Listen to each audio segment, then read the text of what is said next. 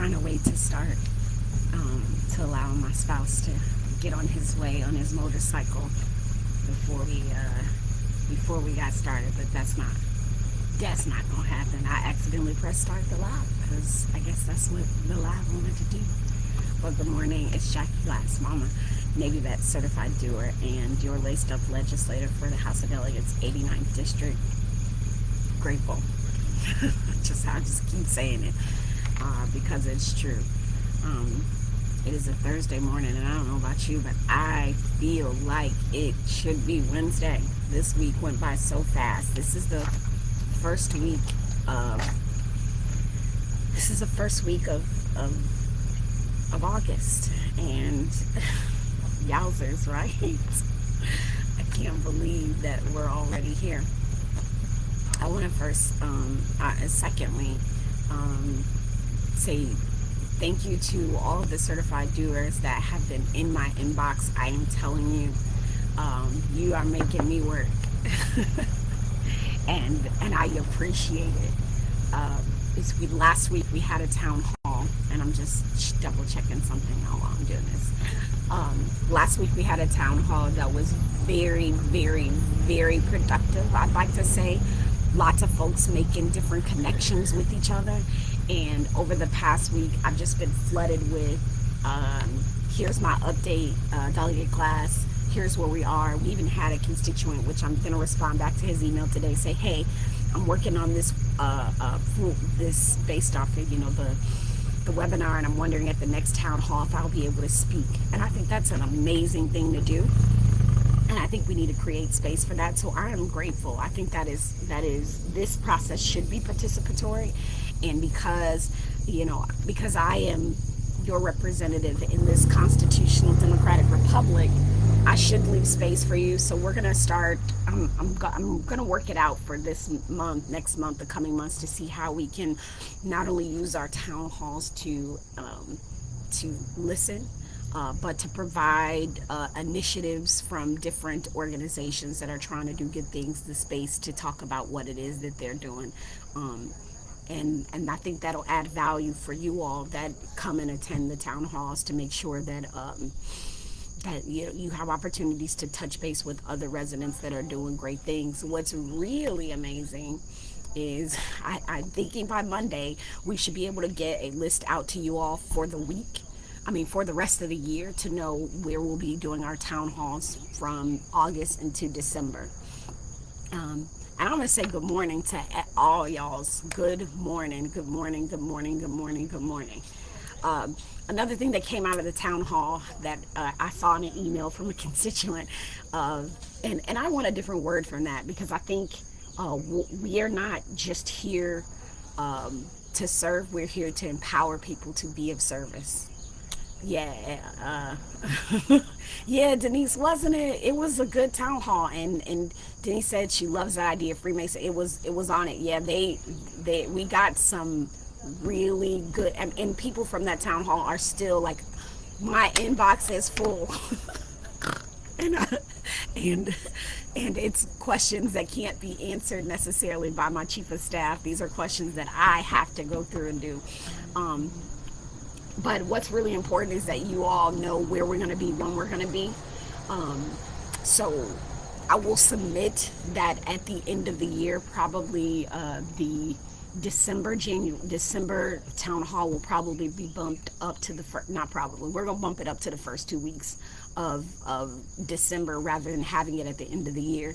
The November one will probably bump that one up to the first week of November, because we recognize the holidays will come around, and however you choose to do your thing during that time, we don't want to mess with it. And then we've got October and September and August, and so if you have a venue that you think might be good for us to attend, that you think may be a good place where they're not going to charge us an arm and a leg to come and do a town hall, we're here for it. Please don't hesitate to email and reach out, because the bottom line is, y'all, we will be back in session in January. Do you hear me? Back in session in January. Do you hear me? In my head, it's already November. So that is another thing. I do want to do more hearing from you all. So please, if you've got any questions, comments, concerns, drop them in the chat. I'll do my very best to answer them as best I can. Um, yep, that's what I'm gonna do. Before I get into the news you can use and all that good jazz, I want to say good morning to my nephew, aka Patchy. That's what he calls his partners, Patchy. Patchy uh, had a video call with my nephew who's up in the Chicagoland area, and he went to one of his many White Sox games with my younger brother and had me put on my hat during our video call. You know, there's nothing like a good baseball game. And I'm hoping that you guys are enjoying the minor league baseball we have here. I love to put in chat, how many of you all have actually been to a baseball game? Just period. It doesn't have to be here seeing a Tides game, but a baseball game. I know, listen, can't watch it on TV. Can't do it.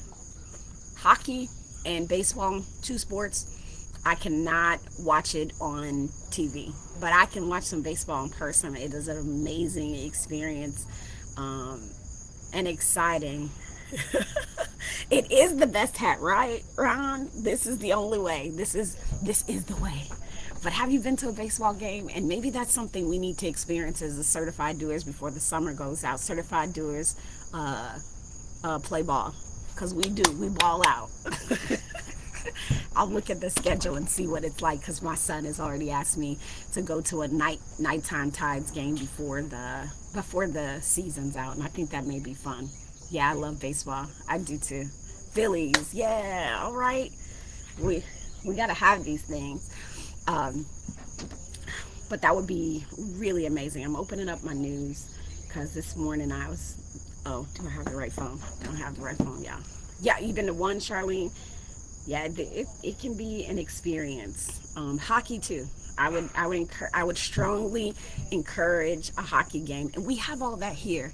And that's what I think happens sometimes in our space and places. People devalue and underestimate our Norfolk.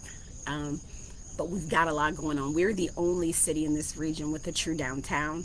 We've got minor league baseball. We've got hockey. We're doing stuff and things, y'all. As my friend would say, we're doing it. We are.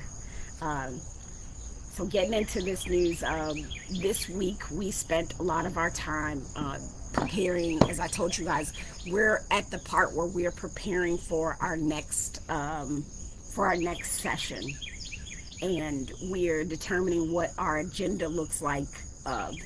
What our agenda is going to look like as it pertains to legislation, and then the kinds of relationships that we need to be building to be able to do work the summer of 2023. Now, the plus side here is that I will not have to I will not have to do an election this year.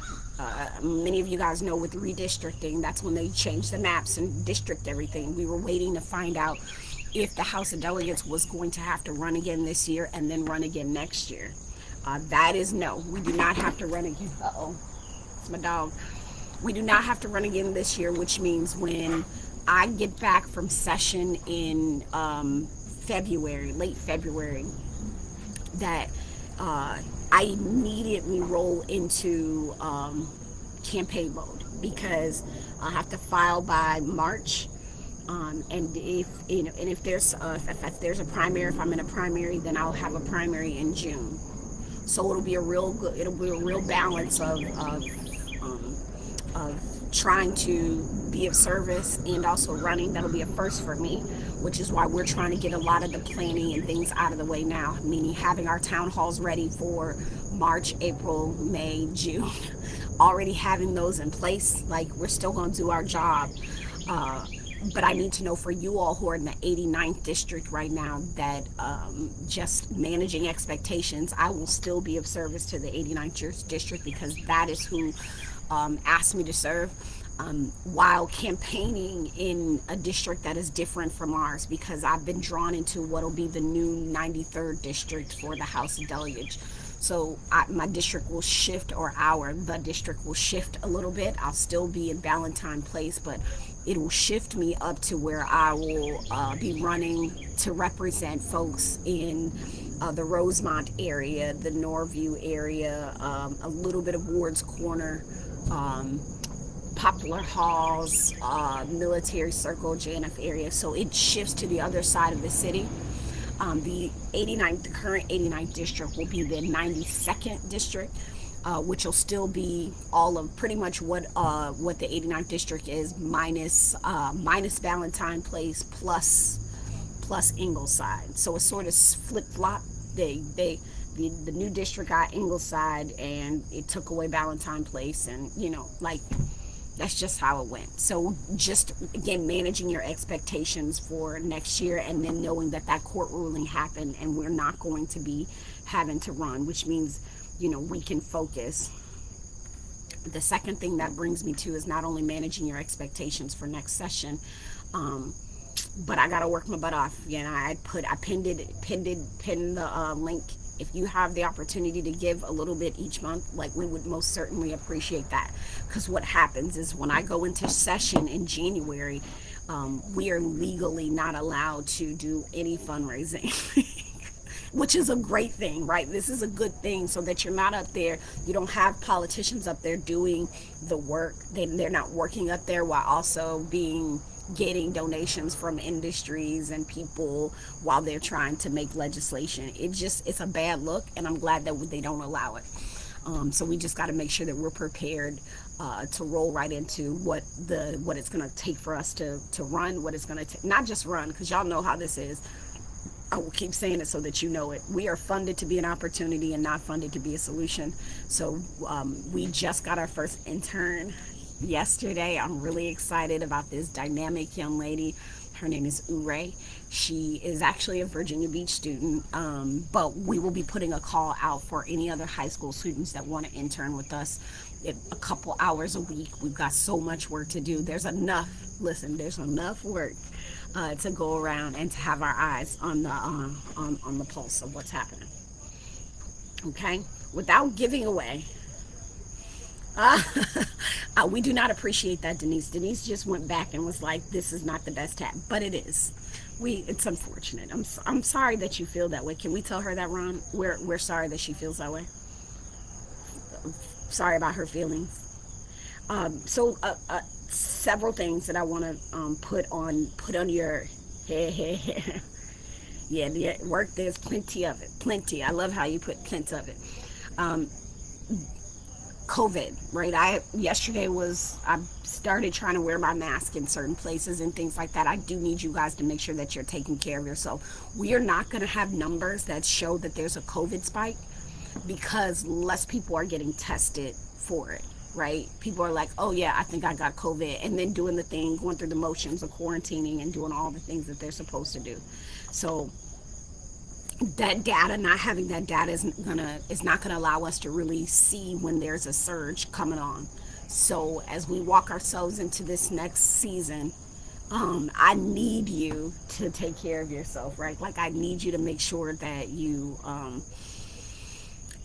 that when appropriate, that you're doing the quarantine thing. You're not risking it all to spread, because we probably won't even know that there's we probably won't even know that there's a surge because for the reasons that it have now. I've been fortunate enough to not have COVID since this thing started, so I don't know about y'all, but this new strand is not looking good for the home team. I've seen folks, the BA5 that are still trying to recover weeks after. Now, if you're a state employee, I do feel for you, because they said as long as you're symptom free, if you got COVID, come to work. That is so unacceptable. That is so unacceptable. But that's real life.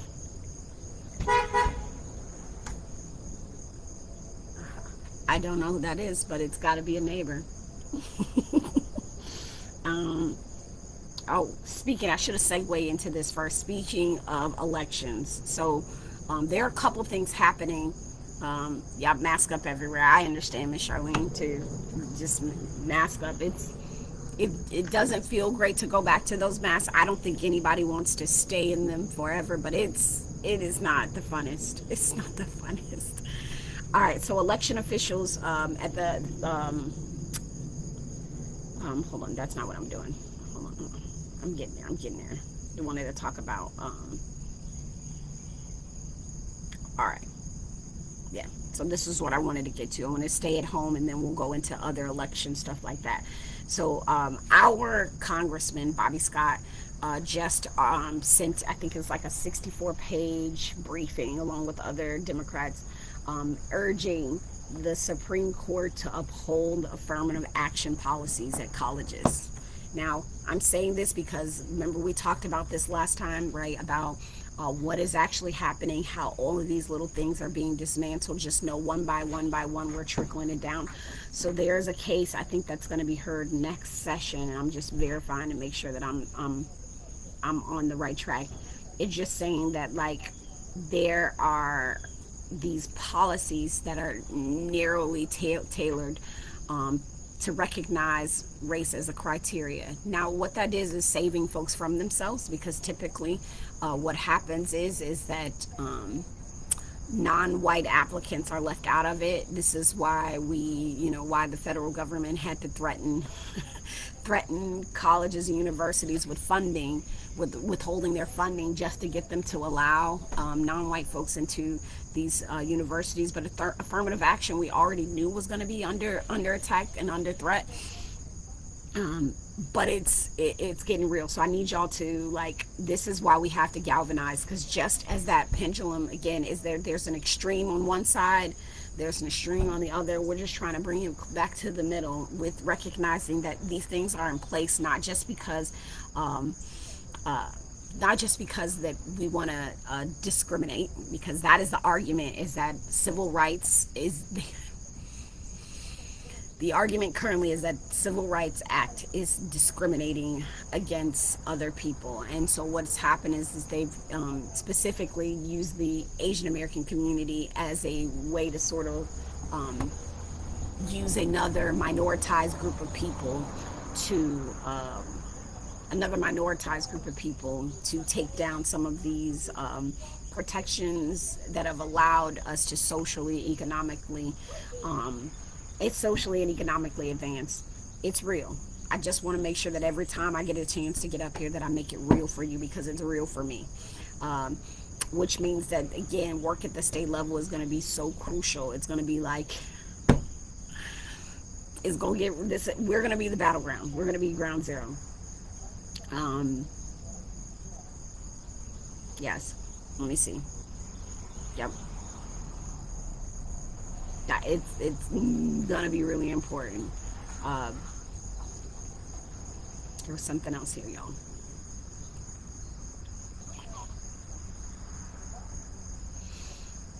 And then the piece with elections that the Supreme Court is going to be hearing, a North Carolina case that talks a bit about whether or not states have the ability to interfere with federal elections. Y'all,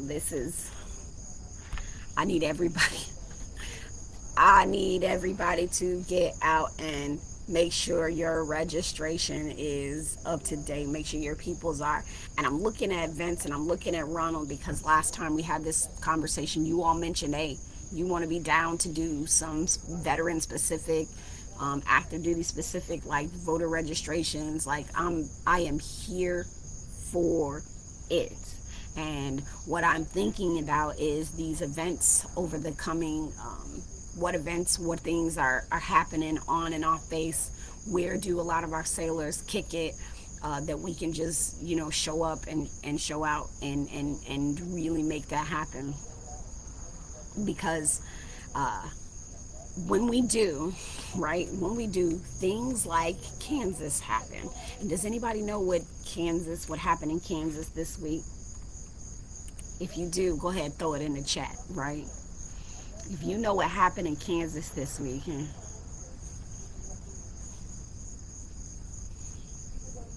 help me.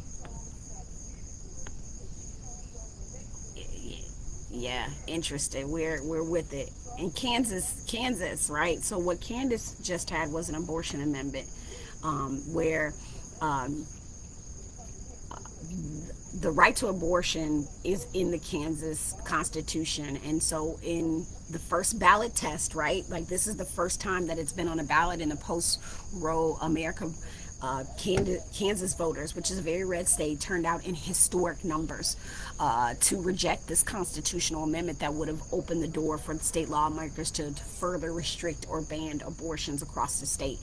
Um, the Vote No campaign led 59-41 after all of the precincts were in. So this, y'all, this stands as precedence. This is a major win for abortion rights advocates, because preserving access in red states as a procedure, this has been really banned in those places. And it's not just like urban places that are saying no, like this is unacceptable. We have to know that there is some good. There are people that want to see. Yep, they want to see. They want their rights, right? They want to be able to be self-directed in a country that says freedom and justice for all. If this does not give you hope, you know what I'm saying? Here's the deal, though, right? Here's what it is we're all playing defense, but we're playing defense from a different space and place. They were playing defense from they're already set up to protect, right? We are playing defense from we're already limited, and we're just trying to make sure those limitations don't widen. That is a very different place to be coming from. It is more difficult to get a constitutional amendment done than it is to just change through legislation. So I need your ears, eyes, and heart open. We've got to get more people registered to vote, because here is what happens, is that if there's something that will counter that work, right? If there's something positively that allows us to be full human beings under the guise of the Constitution, and I'm saying us, I'm saying non-white, non-men people, right? Because there's that thing, right, of being a full human being under the guise of the Constitution, that is going to be tough. It's really going to take this next election cycle, which 2023 election cycle, and 2022, because we do have our Congress votes up right now. It is going to take us having a majority to be able to hold on to these things, because that's what we're doing. We're holding on. Yeah. And it needs to be, Isabel, I agree with you, it needs to be more than just Kansas. It's about justice for all, and the slogan, yeah, they want to legislate in your bedroom, which here's the wild thing, right, is that there has been legislation out there that said you can only have sex with the lights on, right? Like, we've had some ridiculous things in the past that have sort of we've transitioned away from that, and I feel I fear we're walking back to that, and we don't need that mess. And it may sound ridiculous, but I was telling my daughter the other day that I know that this sounds crazy to you, but like, I used to couldn't wear individual braids to school. Like the locks that she has in her hair, we used to not be able to do that. And that sounds so ludicrous to her as a young woman, but that's real. And I lived in that time.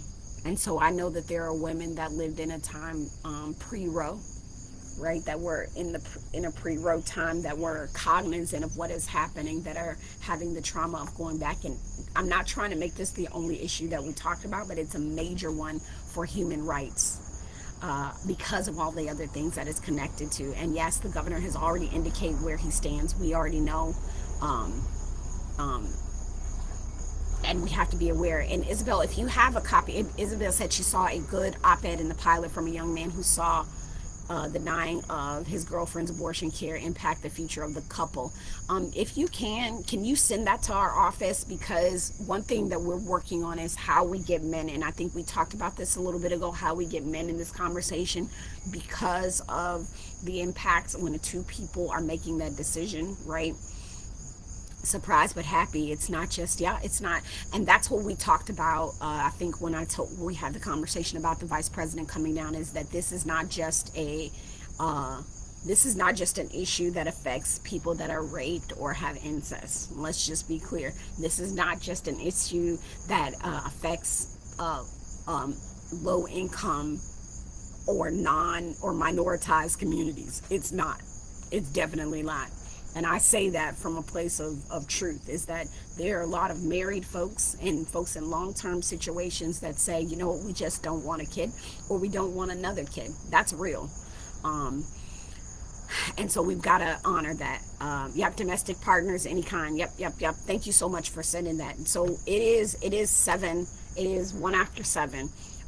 Let's get into the go do's, right? So some things that we have to be held accountable for over the next um, um, um, yeah, how do we get the men on this live involved? I love that. Like, that's some go do's, is that please feel free to reach out to the office. And I'm open to, that I will do a town hall just for men.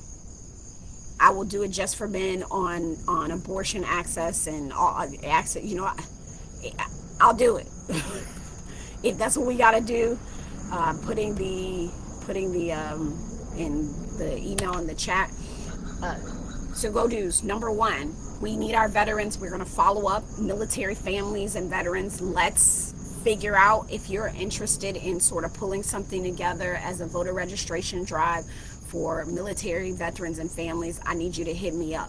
Real talk, because if we see, there are probably lots of veterans that are registered in Kansas that could vote there, right? that could vote there. Number 2, we do need to figure out, what does it look like? What does it look like to invite our men into this conversation, right? That are directly and indirectly affected, or understand that this is just about health, right? Health and wealth. Then we need to get them involved. Number 3, I need y'all to drink some water. I know you thought it was going to be something. Yeah, this is serious. I need you to hydrate. I need you to be careful, because what is happening is we're not going to know that there's a surge, right? We're not going to know that there's a surge or we will be slow to know that there's a surge in COVID, because people are not just passing away from it. They're actually, living with COVID, and not necessarily, and they're not, what do you call it? They're not getting tested because they know they have COVID, or they're doing the home test, which doesn't report to the Department of Health. So we don't know that COVID is surging, because we don't know, because we're better with it in real life. All right. Number 4, right? So veterans, men in abortion care or health care, hydrate. And then on Friday, I will be on a panel, and you can see it on the page. I'll be on a panel about Black women maternal care. I'm really recognizing that when I get the opportunity to do a lot of these things,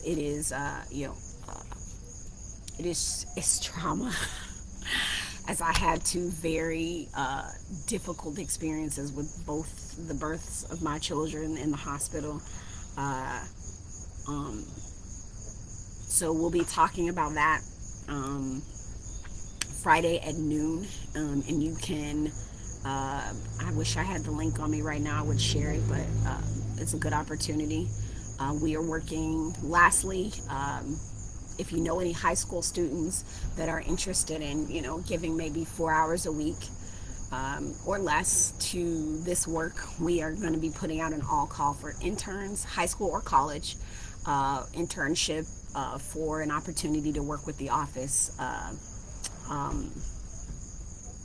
To work with the office. Yeah, Isabel, hey, listen, this is what we do. I just try not to have to. I understand that all of us, minoritized groups of people, that's women and non-white folks and economically poor folks, that, you know what I mean?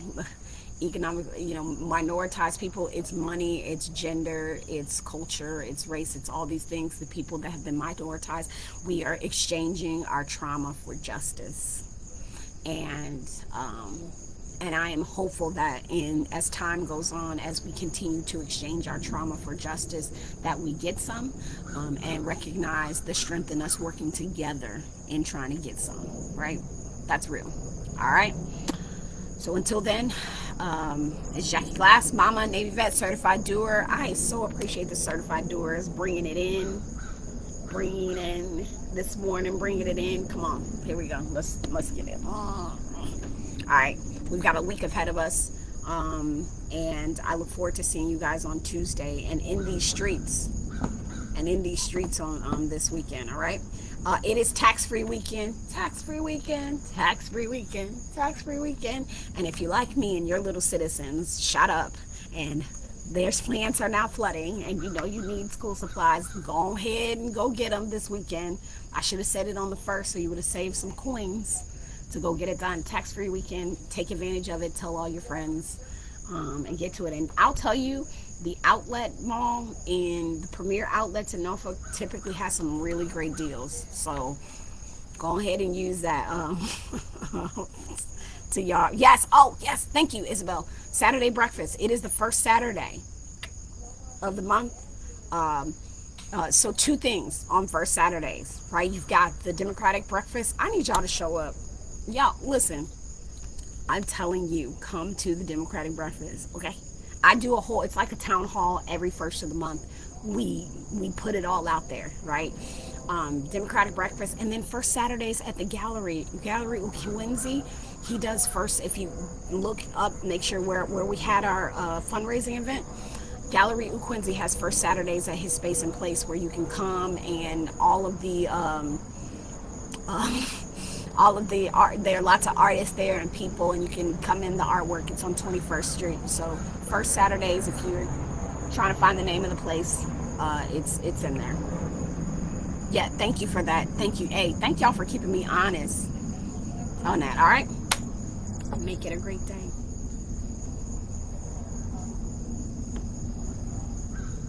Share this information. Lastly, share it.